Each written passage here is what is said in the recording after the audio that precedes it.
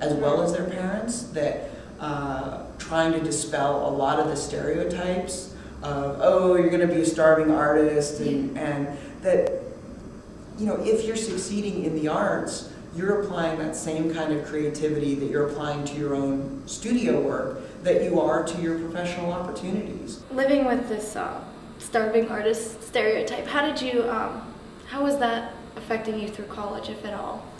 It helped me to really focus on career options and to think very early into my undergraduate experience of, I may not know exactly specifically what kind of artist I'm going to be or how I'm going to do that professionally, but even in my first year of school, really getting to know my studio faculty members, better understanding what it was that they did and how they did it. I had the really fortunate opportunity to, as part of a class project, to interview some of my faculty members, to visit their studios, and to really get a very clear picture about what was involved with those variety of different professional paths that they're taking. Do you think of yourself as more of an artist or a businessman? Because you said you do need both to succeed.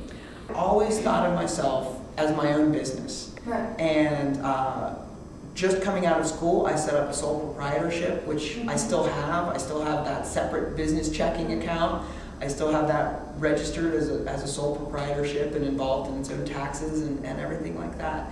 The majority of the income of my business obviously is from my primary career as a professor here at Penn State. You would have for students in going out there and making connections, especially if they're introverted people, which you don't find too much in art, but you understand what I'm asking. I think that you know, if art making is constantly about challenge, you can't exist in a place of comfort.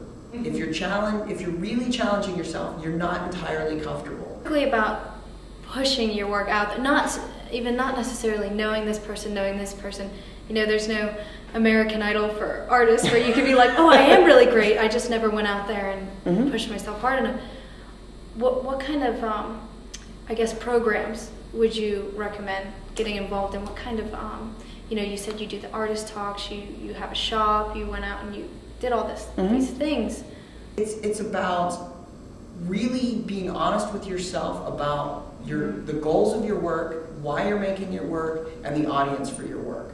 Presumably, there's an audience. If there's not an audience for your work, then there's no reason to put it out there to the world. And so if there's an audience, to really consider the range of a type of audience for your work. And given that, get in touch with other people that are reaching a very similar audience. And so if there's, you know, a magazine, a regular current periodical of work that inspires you. So whatever that is, Sculpture Magazine, Metalsmith Magazine, American Craft, Art in America, whatever that is. Okay, well, who are these people? What is that kind of work that's inspiring you? And how is that work reaching you as an audience?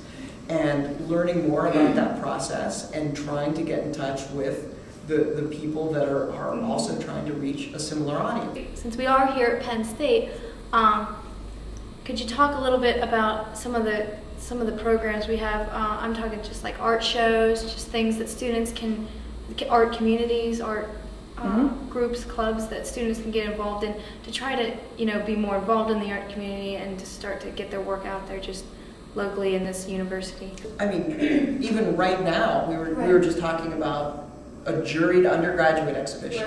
And so we have, you know, a nationally established artist that's coming here as a visiting artist, talking about his work, but also being the juror for the exhibition. And so it doesn't get any easier than that. You literally just have to either take your work downstairs or across the street and put it there to be juried in essentially by, you know, a nationally known person.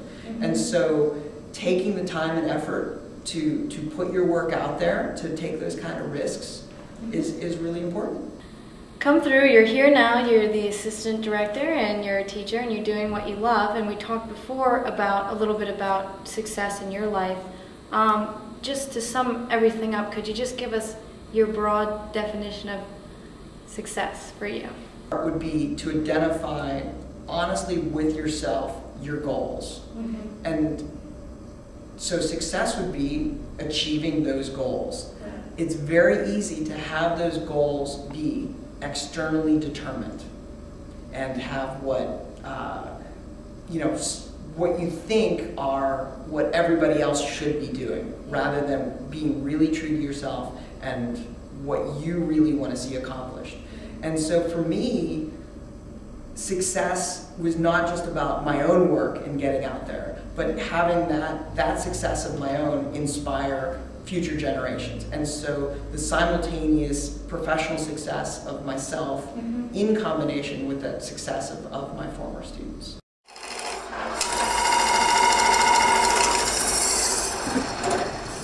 Don't lick the art. My pieces are generally not lickable. It's not a good idea.